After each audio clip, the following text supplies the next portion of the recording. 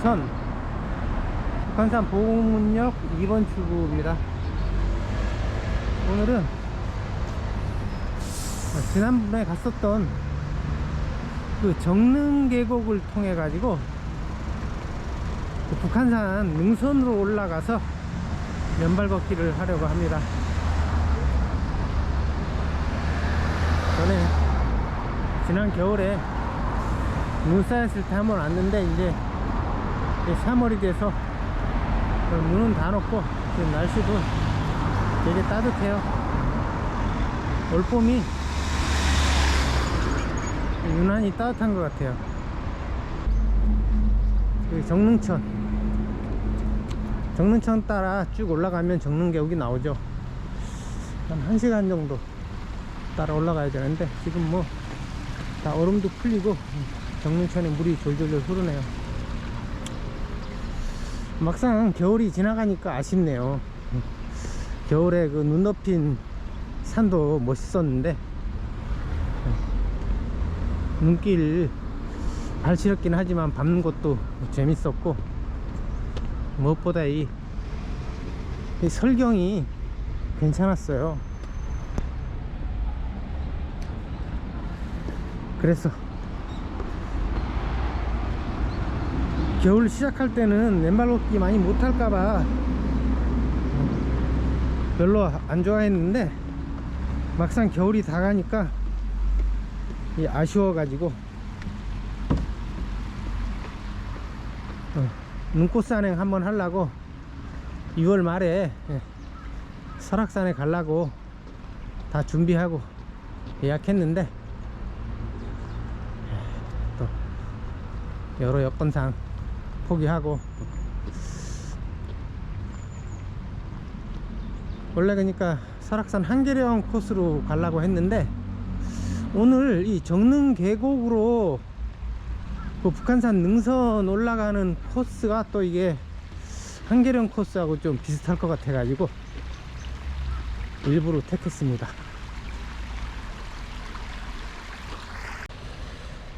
오늘 맨발 걷기 하면서 말할 내용은 전 시간에 얘기했듯이 그 16세기 초에 일어난 그 독일 농민전쟁입니다. 이게 이제 종교개혁의 그 여파로서 일어났죠. 이게 1524년에서 25년 두 해에 걸쳐서 크게 일어났는데, 이 독일 농민전쟁이 그 18세기 말 그 프랑스 혁명 이전에 유럽에서 가장 크고 널리 퍼진 농민봉기라 그래요.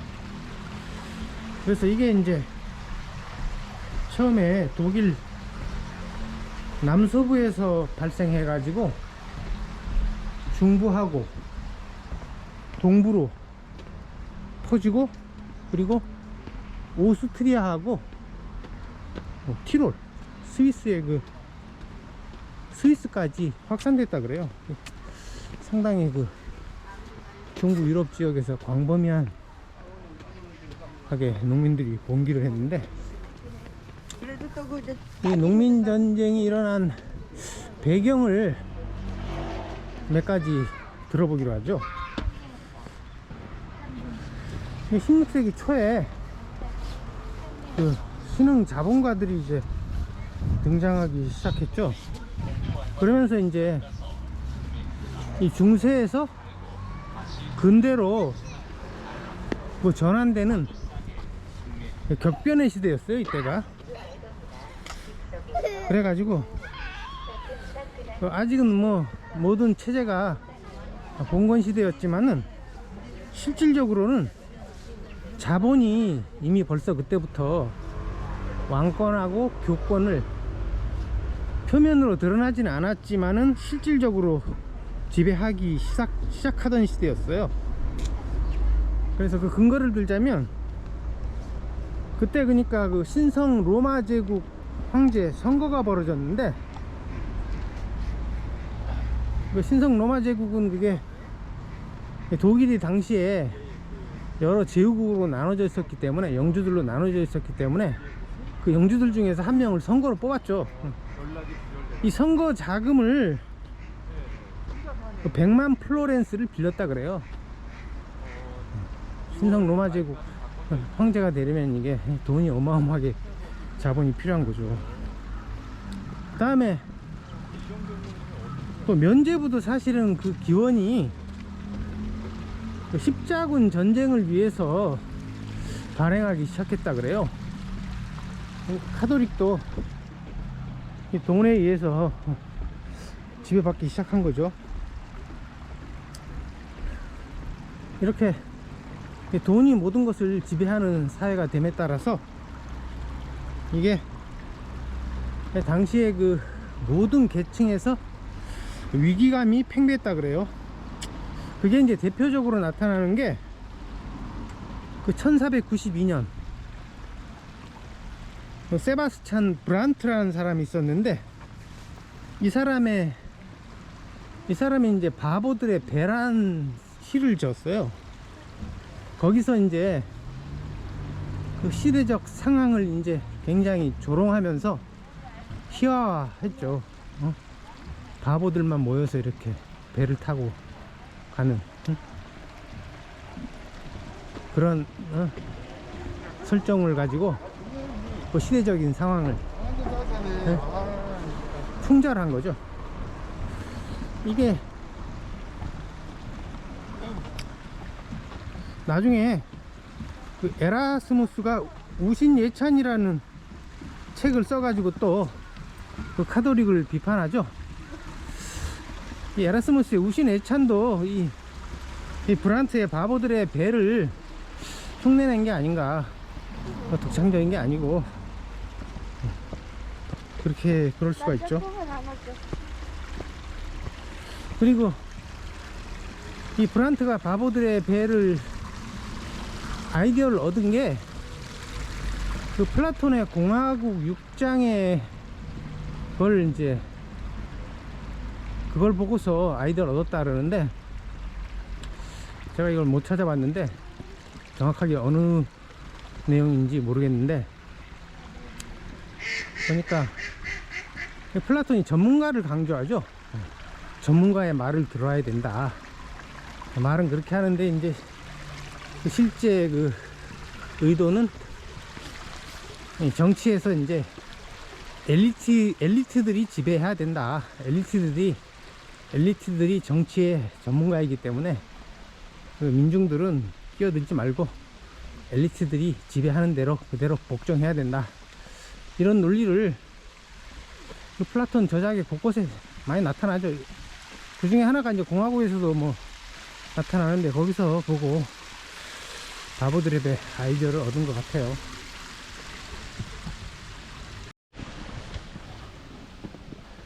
이 시기에 이제 정치적으로 큰 변화는 그 독일 지역 같은 경우에 이제 중앙 집권적인 제후국들이 등장하기 시작해요. 그래서 이때 그러니까 이 자본주의가 등장함에 따라서 도시들이 경제적인 발전을 하게 되는데, 거기에 이제 제후국들이 합리적인 행정부와 로마법에 기초한 사법부를 갖추게 돼요. 그러면서 이제 이 로마법의 도입으로 봉건제도를 철폐하고 토지를 국가 소유로 만들고 세금을 부과하여 농민들을 노예화하려는 시도를 했어요. 그러니까 이게 국민국가가 등장하기 시작한 거죠. 그러면서 봉건제도를 전부 다 철폐하고 그 농민들을 그 국민국가 아래 통제하려 두려는 그런 시도를 하게 되니까 이런 정치적인 격변이죠. 여기에 따라서 사람들이 이제 동요하기 시작할 수밖에 없죠. 그리고 이런 거는 당연히 자본가들이 두 팔 들고 환영하는 거죠. 이게 환영하는 게 아니라 원래, 그러니까 이 자본가들이 그 독일의 그 제후국들은 영주들이라 가지고 규모가 작고 적은 돈으로도 이제 매수할 수 있으니까 뒤에서 이제 돈으로 매수한 거지 뭐. 이게 그렇게 보여져요.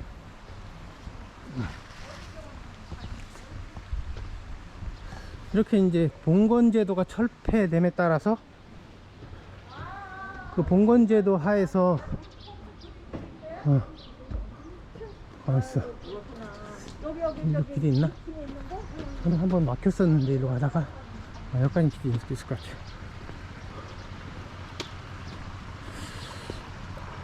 이 봉건제도에서 그 안정된 지위를 가지고 있던 귀족들이나 그 농민들이 이 전통적인 지위를 상실함에 따라서 새로 생겨난 제후국들에 저항을 하게 돼요.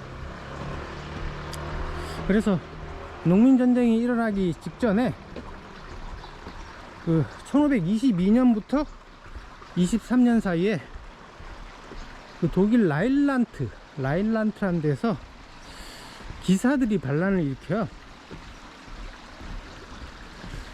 그 기사들이라든지 이런 그 당시에 몰락한 귀족들의 불만이라는 게 그 세르반테스의 돈키호테에 잘 나타나죠.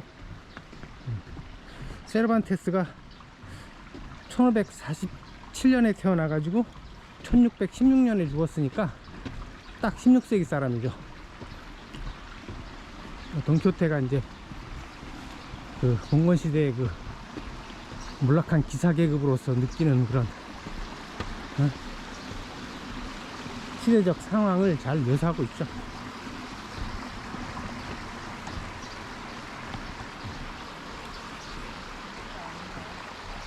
그래서 이 세르반테스에서도 다 알 수 있듯이, 세르반테스의 돈키호테에서도 다 나타나듯이 이 16세기 말에 이미 봉건 세력이 그 자본에 의해서 지배당하고 봉건주의는 껍데기만 남은 상태가 되었다고 봐야죠. 그리고 이제 그 독일 지역에서는 이제 그 영주들만 이 자본에 의지해 가지고 자기 세력을 유지하려고 하다 보니까 이제 중앙집권적인 민족국가를 세우려고 노력을 했던 거고, 그런 정치적인 격변으로 인해서 이제 정치적인 경제적인 격변으로 인해서 전 유럽이 동요하는 그런 시대가 된 거죠. 그래서 그 농민 반란에 참여한 계층이 농민만 있는 게 아니에요. 그 제후국의 등장으로 몰락한 귀족층도 있고, 그 경작지 분할로 가난해지고 조세와 부역에 부담을 느낀 농민들, 그리고 농촌에서 도시로 이주한 사람들하고 몰락한 소공업자들, 도시 빈민들, 뭐 이런 사람들이 그 독일 농민전쟁에 모두 가담했다 그래요. 이렇게 16세기 초에 그 정치적 경제적으로 격변하는 데 비해서 여전히 이제 겉으로는 봉건 계급 구조가 이렇게 유지되고 있으면서 그 봉건 질서의 그 착취와 억압도 여전하고, 또 그 제후국들의 등장에 따라서 이 법이 바뀌니까 이게 법이 불확실해지고, 그러니까 거기에 따른 불안으로 이 사람들이 그 기독교적 공동체에 근거한 사회를 요구해요. 그래서 이 사람들의 공통적인 요구가 예법의 회복이에요. 그러니까 옛날 봉건 초기에 그 적용됐던 법들, 이런 것들이 다시 이제 회복되기를 요구하는 거죠. 근데 이제 막시즘에서는 이 독일 농민전쟁을 초기 부르주아 혁명의 핵심이며 정점이라고 이렇게 평가를 하는데, 실제로 자세히 들여다보면 그게 전혀 아니죠. 이게 부르주아들도 아니고, 농민들하고 몰락한 귀족이 어떻게 부르주아가 될 수 있어요. 그리고 이 사람들은 어떤 막시즘이 반동으로 생각하는 거죠. 이 사람들은 옛날 봉건 체제로 돌아가는 거니까, 막시즘에서 주장하듯이 봉건주의 다음에 자본주의가 등장하는 그런, 막시즘이 주장하는 역사적 필연이 거꾸로 되는 거죠, 이게. 그리고 이 사람들은 또 막시즘에서 부정하는 종교도 이제 유지하자는 쪽이기 때문에, 막시즘이 생각하는 그런 계급투쟁이라든지 부르주아 혁명은 전혀 아니죠. 그러니까 이 사람들은 어거지로, 막시즘의 어거지로 독일 농민전쟁을 자기네 그 공산혁명의 어떤 모델로 세우려는 그런 어거지에서 비롯된 주장이죠. 이 독일 농민전쟁이 터지기 이전에도 이미 이제 15세기부터 그 반란이 빈발했대요. 아마 이쪽으로 가면 막힐 거예요, 아마. 그래서 여기로 가겠습니다. 그러니까 이 15세기 말부터 농민과 수공업자들의 동기가 빈발했는데, 그게 이제 그 세바스찬 프랑크라는 사람이 쓴 연대기가 있는데, 거기서 집단적인 농민 봉기로부터 전례 없이 커다란 서민 폭동이 전국적으로 확산되었다고 이렇게 써 있어요. 그 대표적으로 이제 그 분투슈 반란이라는 게 있는데, 이게 분투슈가 농민들의 신발 끈을 독일어로 분투슈라 그래요. 그게 이제 1493년에 발생해 가지고 1517년에 끝나는데, 한 거의 25년 정도 지속되죠. 이것도 이제 농민 반란인데, 지역도 똑같이 독일 남서부예요. 근데 이거는 이렇게 체계적인 반란이 아니고 느슨하게 연결된 그런 여러 지역에 그 반란이 발생했는데, 그 원인이 계획이 없어. 그 폭압적인 세금, 독단적인 사법제도, 높은 부채, 성직자 특권, 농노제도, 사냥과 낚시 금지, 이런 것에 대한 불만이 이제 봉기를 일으켰다고 해요. 거의 독일 농민전쟁의 그 농민들이 느낀 불만하고 거의 똑같아요.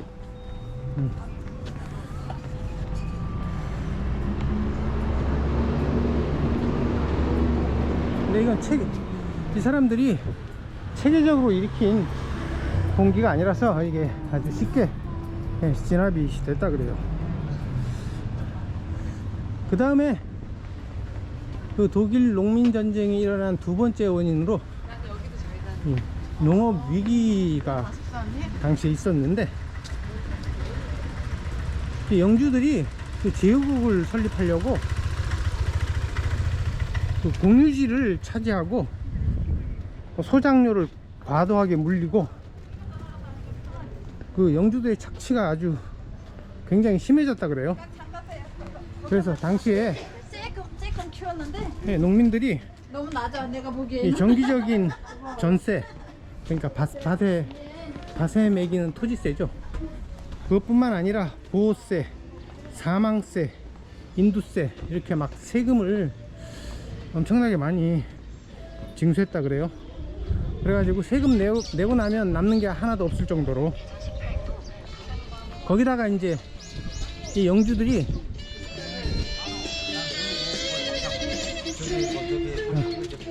여기 북한산 국립공원 탐방 안내소에 왔네요. 여기 뒤에 화장실 있죠.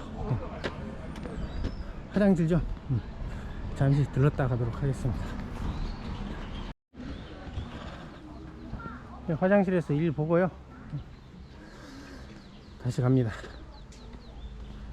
그리고 영주들이 고리대금업까지 하고, 그러면서 대다수 농민과 장인들을 빚에 허덕이게 하고 극심한 빈곤에 빠뜨렸어요. 거기다가 또 그 강제노동, 부역 이런 것도 심하게 해가지고 거의 뭐 농민들이 그 생존하기 힘든 아주 극한 상황까지 몰았던 것 같아요.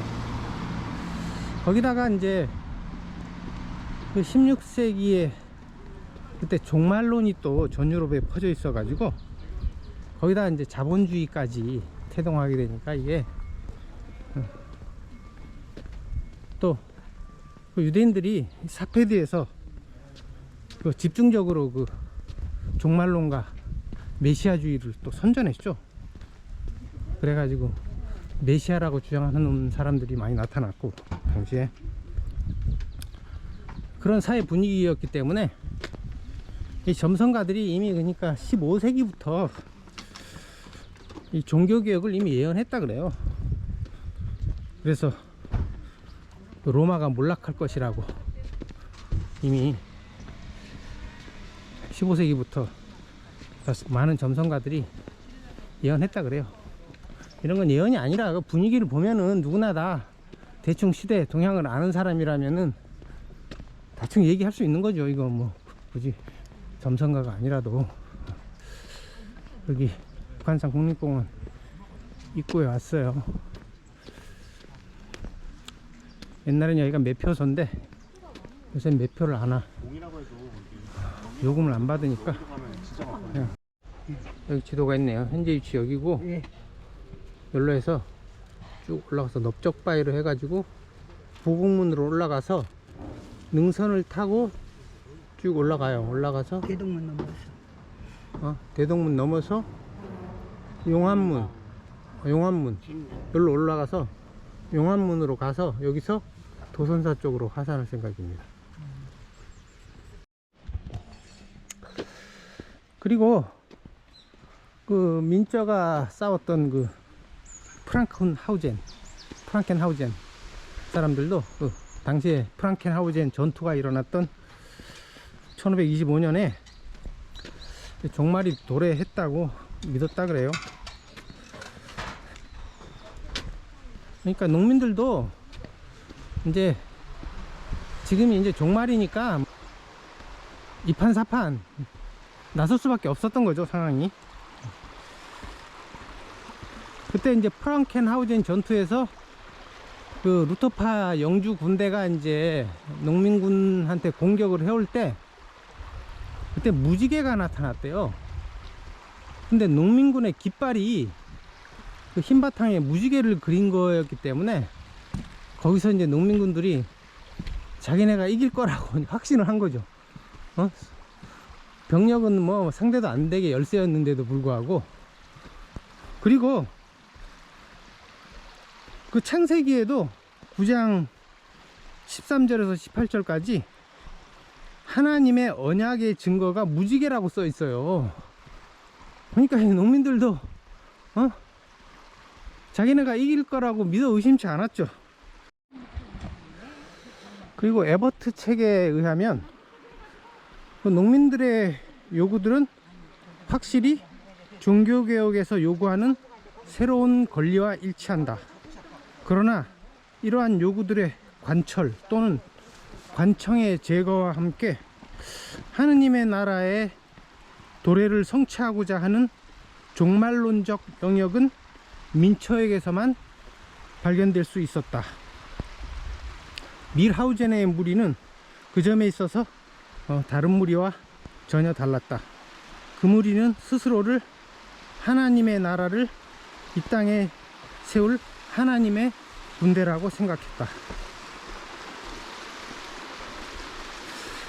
그러니까 다른 농민들도 종말이라는 점에서는 일치했지만은 그 하나님의 나라를 세우려는 것은 그 민처가 이끌던 밀하우젠의 농민군만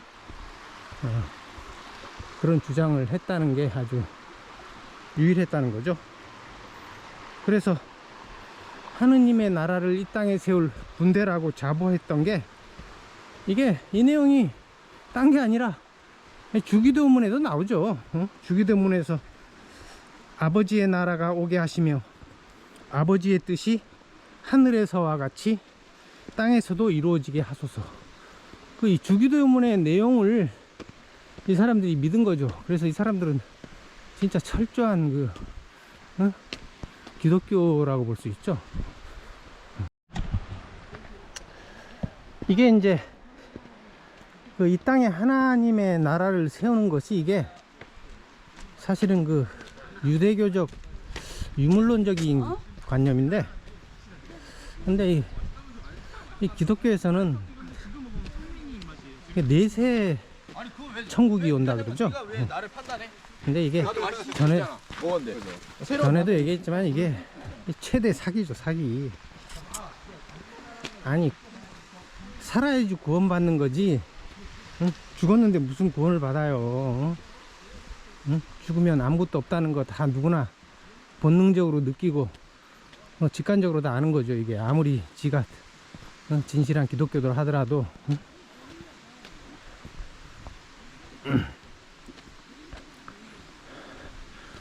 그러니까 일단 죽어주면 그 다음엔 무슨 소원인지 다 들어주겠다. 죽었는데 무슨 소원을 어떻게 들어줘요, 이게. 응?